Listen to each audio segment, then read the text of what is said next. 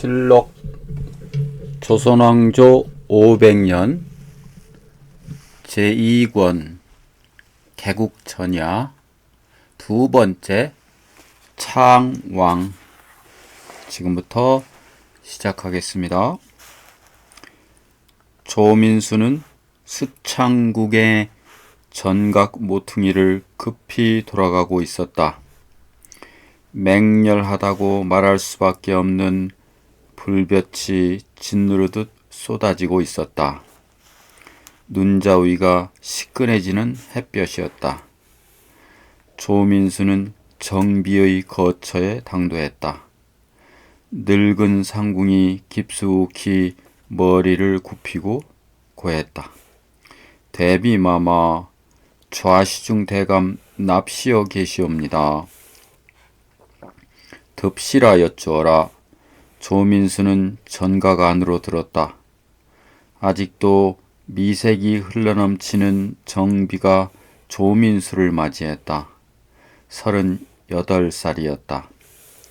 대비마마, 참으로 오랜 동안 문안 여쭙지 못했사옵니다. 조민수의 문안은 정중했다. 정비의 안색이 굳어지고 있었다. 조민수의 음성이 가늘게 떨리고 있었기 때문이었다. 정비는 안국인의 딸이다.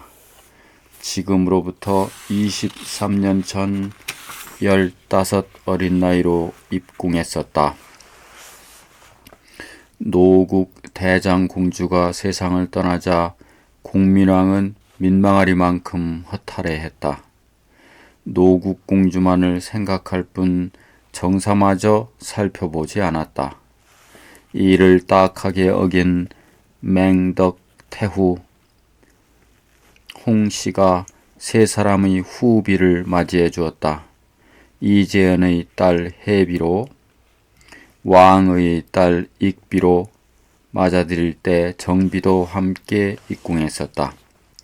정비가 오늘에 이르러 왕실의 웃전이 되기에는 실로 엄청난 괴로움을 겪어야 했다. 공민왕은 미소년들로 구성된 자제우위를 거느리고 있었다. 그들에게 세 분의 왕비를 범하게 하여 아들을 낳으면 세자로 책봉한다 하였으나 막상 익비에게 태기가 있게 되자 누구의 자식인가를 알고 싶었다. 관련자를 색출하고 보니 자제우위로 있는 홍윤, 한안 등이었다. 홍윤, 한안 등을 죽여 없애려고 한 하루 전날에 공민왕은 내시 최만생에게 먼저 시해되고 말았다. 이러한 와중에서도 정비는 순결을 지켰다. 그러한 정비의 사람됨이 왕실의 우더른으로 남게 했던 것이다. 대비마마, 금상을 패하자는 것이 조정 공론이옵니다. 정비는 가슴이 섬뜩했다. 우야도 회군 이후의 소요를 알고 있었기에 드디어 올 것이 왔구나 하는 심정이면서도 태어나기는 어려웠다.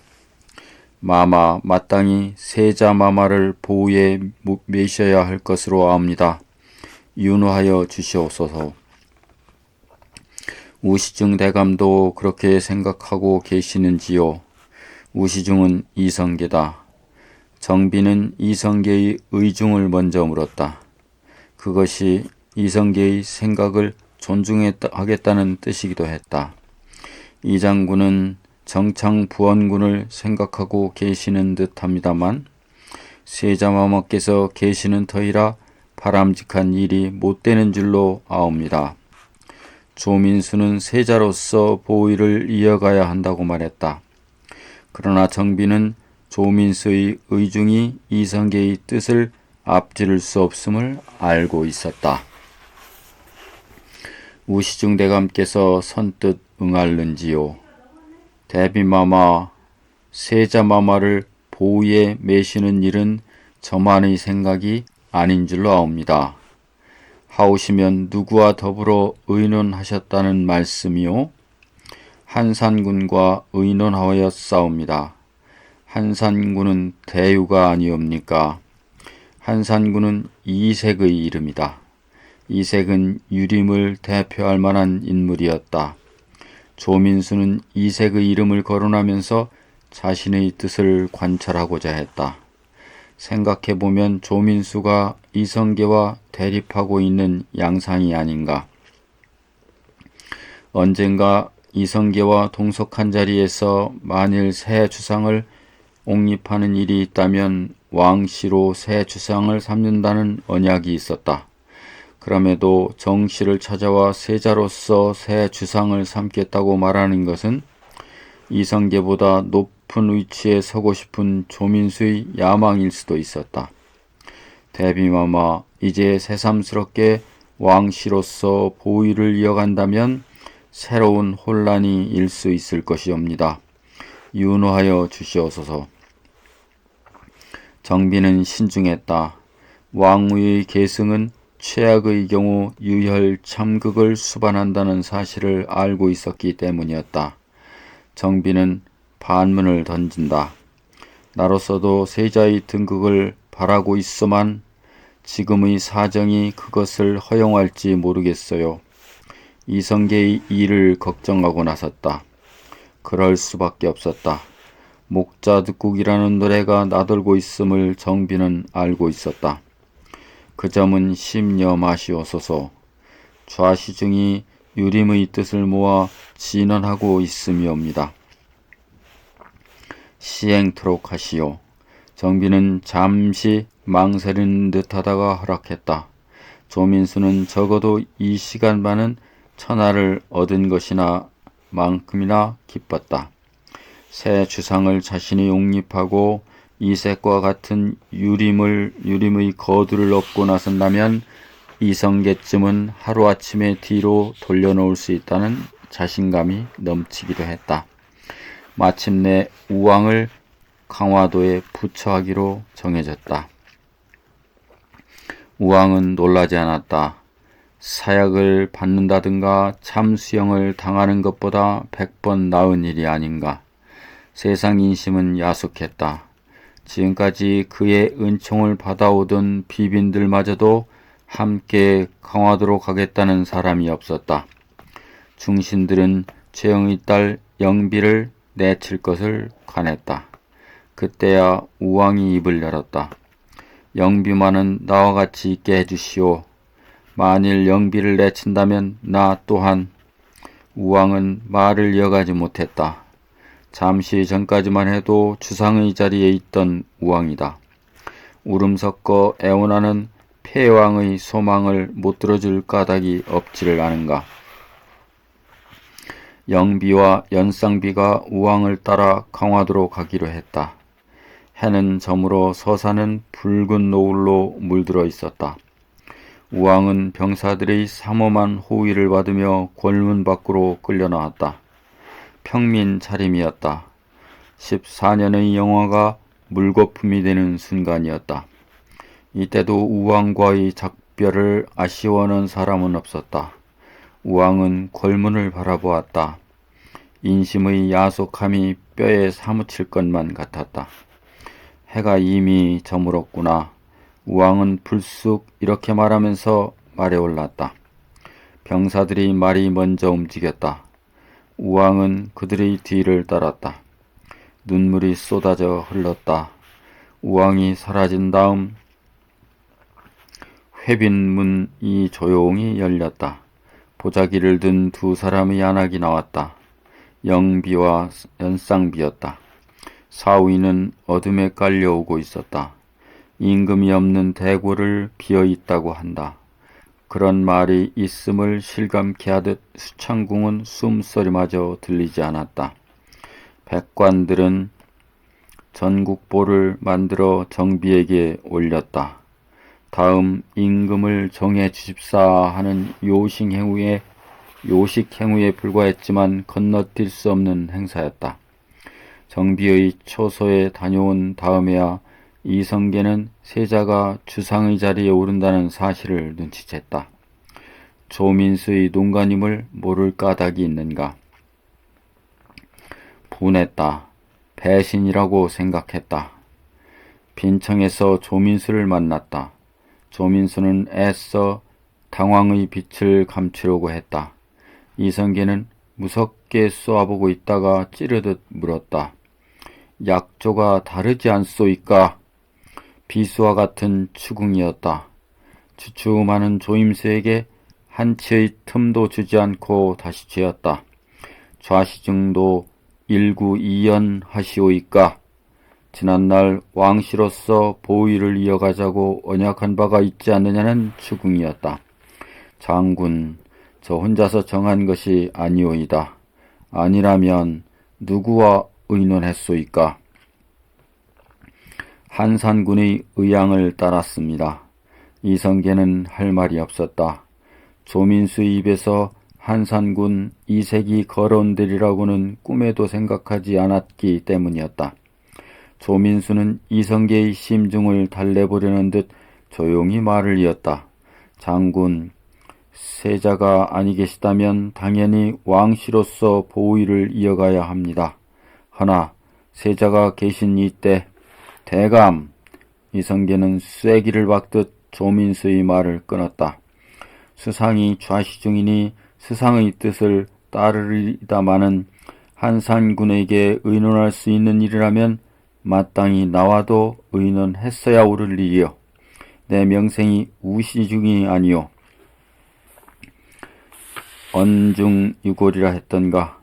이성계의 말투에는 가시가 있었다. 조민수의 안색이 변했다. 무사하지 않을 것 같은 불길함이 들었다.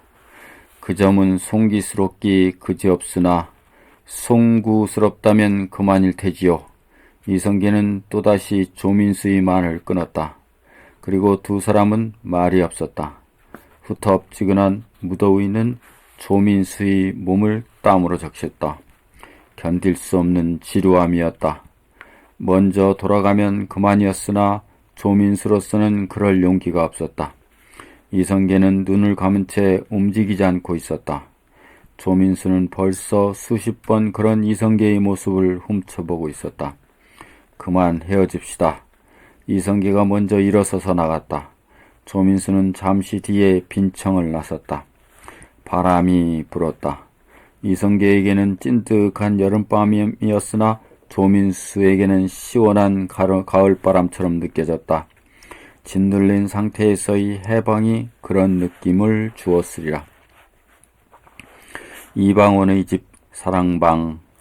방원과 박성명이 주안상을 사이에 두고 앉았다.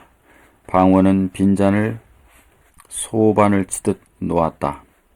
그 소리가 정적을 깼다. 헛! 조민수 따위가 배반을 하다니.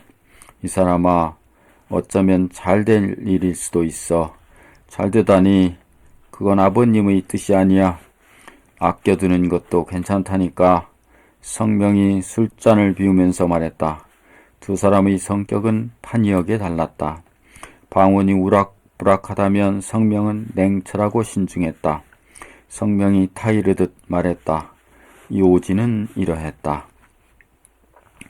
우야도에서의 회군이 이성계의 의지라 할지라도 최영을 부처하고 임금을 내치고 드리는 일까지 주도한다면 백성들로부터 원성을 살 수도 있다.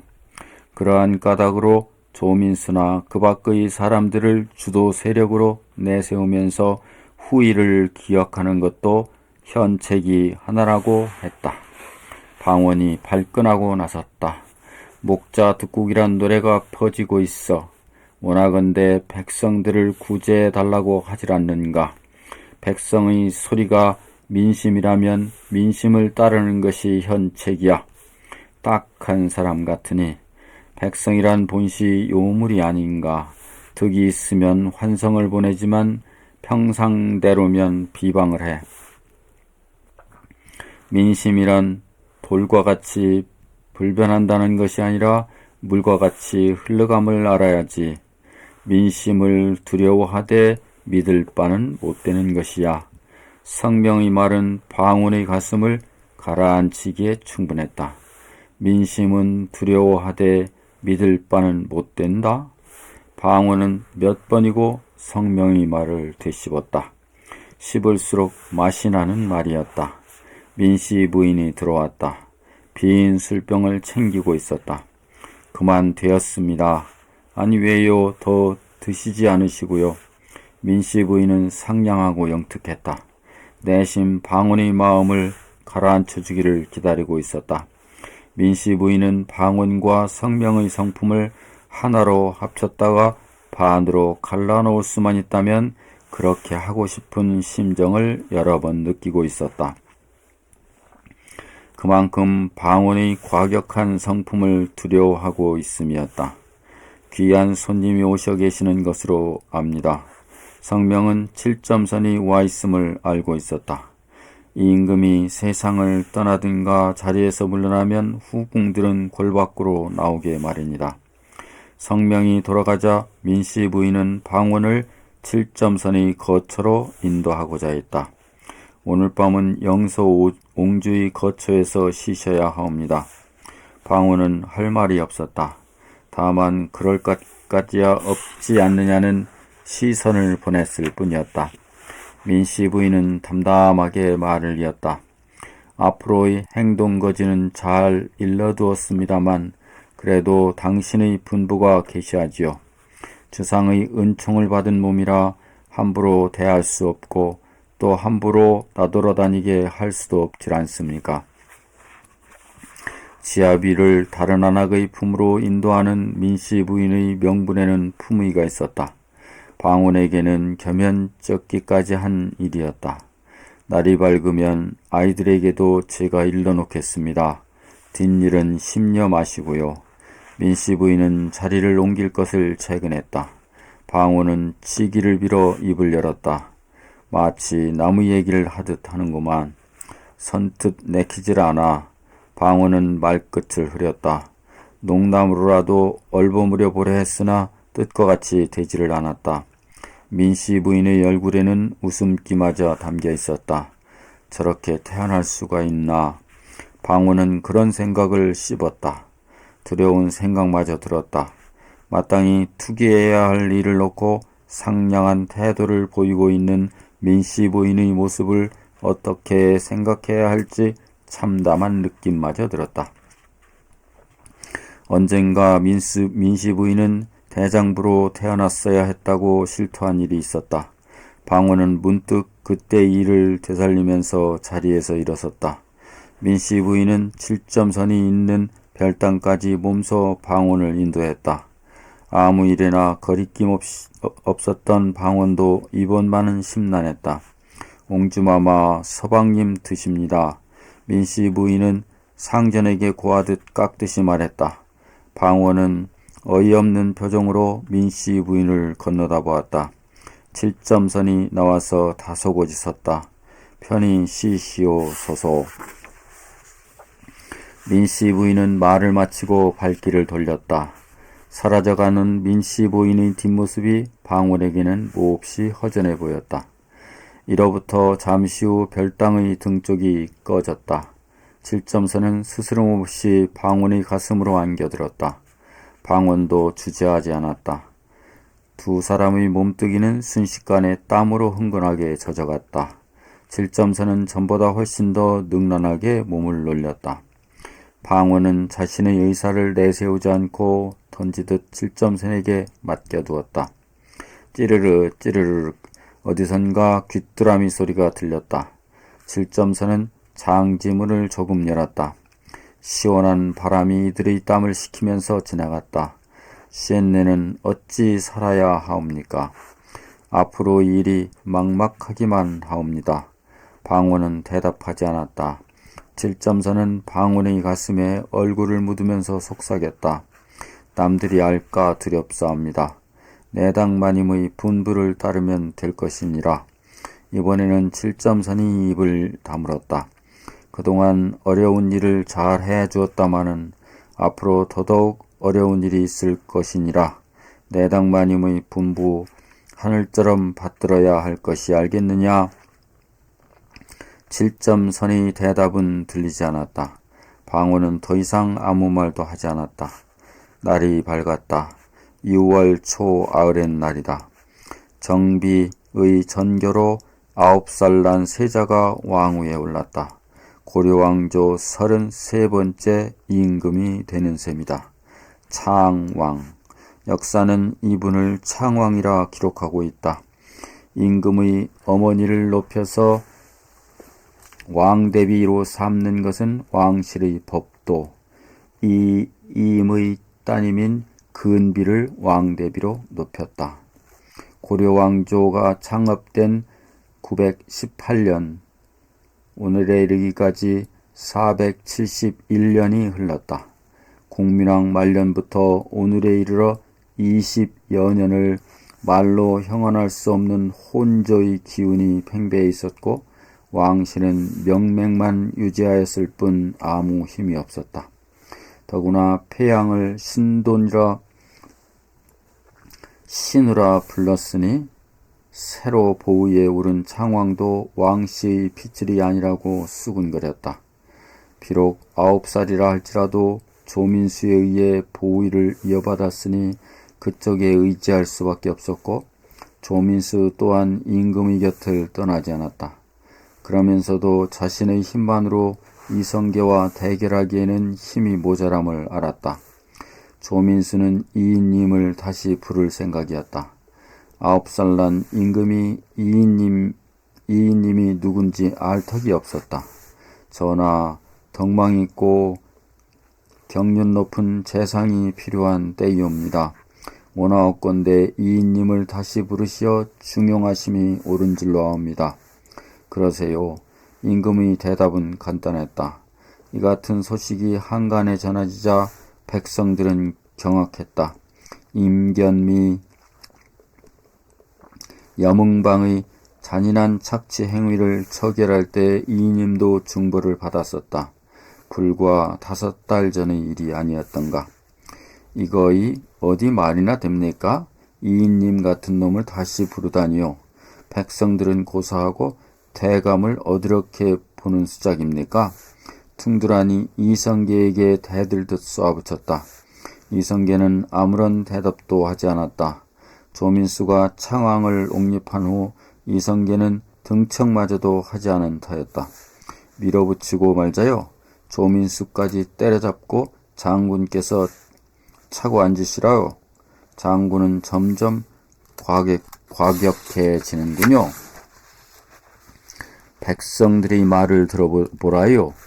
조정이 백성들의 재물을 뺏는 일을 다시 시작한다고 야단들이하여 그런 꼴 보자고 회군한 거이 아니질 않습니까? 그렇게 되지는 않아요. 이인님이 누군데 그렇게 되지를 않습니까? 그 사람 원한이 있는 사람이에요. 수상자리에라도 앉으면 보복합니다. 두고 보시라요. 퉁두라의 말에 틀린 곳은 없었다. 그러나 이성계는 한치의 틈도 보이지 않았다. 이성계가 가볍게 고개만 끄덕여도 퉁두라는 조민수의 집으로 달려갈 수 있는 인물이기 때문이었다. 조민수의 명을 받은 사자들이 이인님 집으로 달려갔을 때 이인님은 이미 죽고 없었다. 백성들은 크게 기뻐했다. 사람이 베지 못하니까 하늘이 죽였다고들 말하고 다녔다. 조민수는 후회했다. 이인님의 생사를 확인하지 않은 불찰을 자책까지 했지만 이미 엎질러진 물이라 쓸어 담을 수도 없었다. 그날 이후 조민수는 이성계를 만나는 것을 두려워했다. 뿐만 아니라 편히 잠을 이루기조차 어려웠다. 바람소리만 듣고도 깜짝 놀랐다. 이성계의 휘하가 자신을 죽이러 오는 악몽도 가끔 꾸었다. 이 같은 와중에 조민수는 양광, 전라, 경상, 교주도의 토통사를 맡았고 이성계는 동북면, 삭방, 강원도 도통사를 맡았다. 명실공히 새로운 양대 산맥이 형성된 셈이었으나 조민수의 불안은 가시지 않았다. 박의중이 명경으로부터 돌아왔다. 박의중은 요동 정벌군이 출병하기 전에 명경으로 떠났었다. 천령 이북의 영토를 돌려줄 것을 청하기 위해서였다.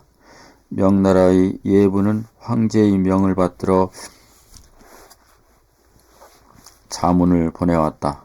그 문맥은 아나무인의 무례함으로 차 있었다. 다음과 같은 규절도 있었다. 역대의 조정이 고려를 징벌한 것을 보면 한나라에서는 4차례를 쳤는데 자주 국경을 침범하기 때문에 쳐서 멸하였고, 우리나라에서는 2차례 쳤는데 두 마음을 품고 오나라와 화호를 통하기 때문에 그 도성을 무찔렀고, 진나라는 한 차례를 쳤는데 모욕을 피하고 모욕을 하고 교만하기 예가 없기에 그 궁실을 불사르고 남녀 5만을 사로잡아 노예로 만들었고, 수나라는 2차례를 쳤는데 요서를 침범하고 속국으로의 예를 고라였기에 쳐서 항복만 받았고, 당나라는 4차례를 정벌하였는데 왕을 죽이고는 형제가 서로 다투기 때문에 그 땅을 평정하여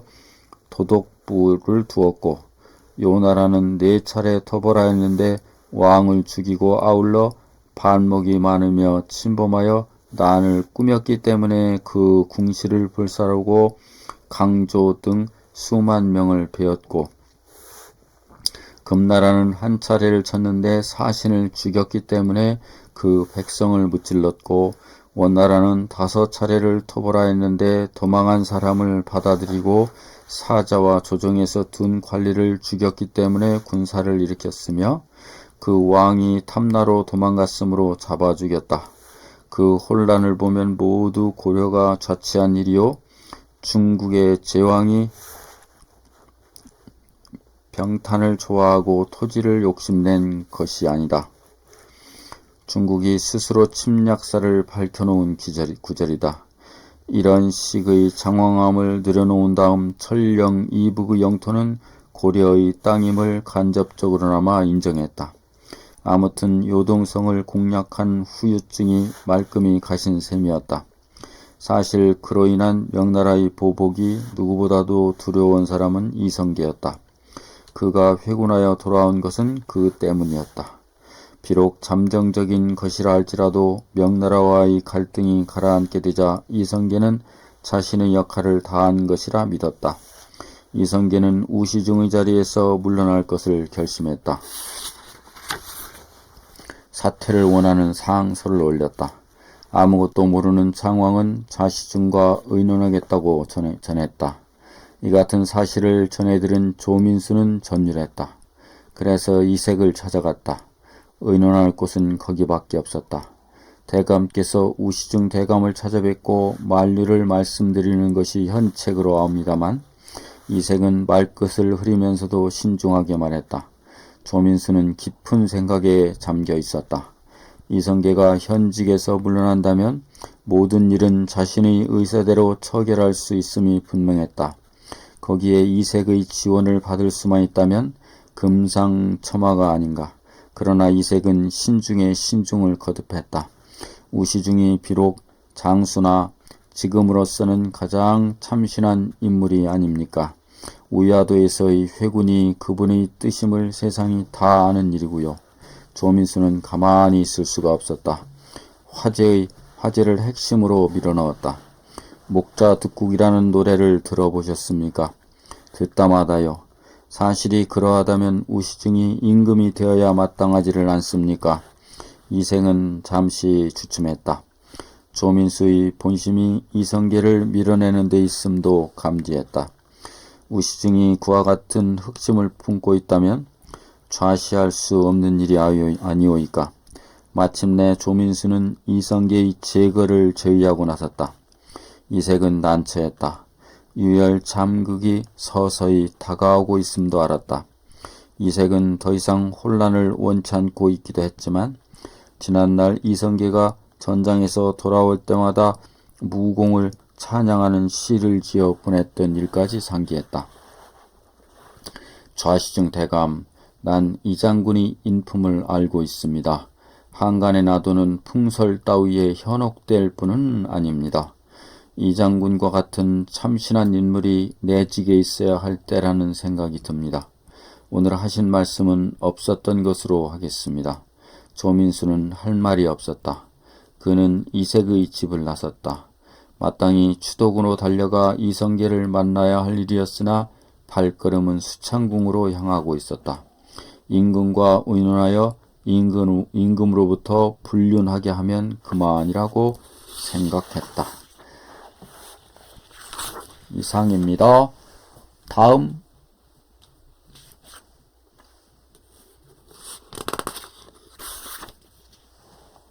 귀산사에서 뵙도록 하겠습니다.